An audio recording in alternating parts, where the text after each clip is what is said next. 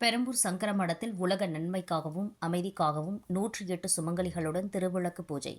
45 ஆண்டு பாரம்பரியமிக்க தமிழ்நாடு பிராமணர் சங்கத்தின் வடசென்னை மாவட்டத்தில் உள்ள பெரம்பூர் கிளையின் சார்பில் 23/1/2026 வெள்ளிக்கிழமை மாலையில் பெரம்பூர் சங்கரமடத்தில் உலக நன்மைக்காகவும் அமைதிக்காகவும் 108 சுமங்கலிகளுடன் திருவிளக்கு பூஜை மிகச் சிறப்பாக நடைபெற்றது.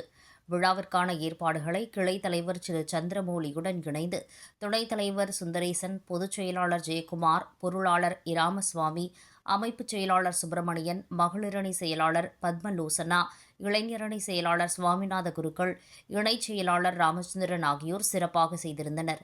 திருவிளக்கு பூஜையில் வடசென்னை மாவட்ட தலைவர் திரு சுவாமிநாதன் வாழ்த்தி பேசினார். மாவட்ட துணைத் தலைவர் நாராயணராஜா, கொரட்டூர் மகளிரணி செயலாளர் திருமதி தைலா சுவாமிநாதன் ஆகியோர் கலந்து கொண்டனர்.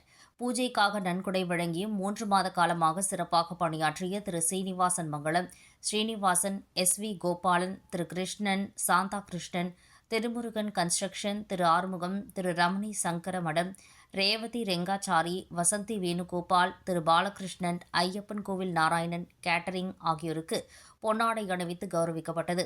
திருவிளக்கு பூஜையின் போது பூஜையில் அமர்ந்துள்ள 108 மகளிருக்கும் தேவையான அனைத்தும் வழங்கி உதவி செய்து சிறப்பாக பணியாற்றிய கிருத்திகா, லீலாவதி, புஷ்பா, ரத்னா, உஷா, ரமா, ராதா, விஜயலட்சுமி, சாரதா மற்றும் ராமச்சந்திரன் குருக்கள் ஆகியோருக்கு பாராட்டு தெரிவிக்கப்பட்டது.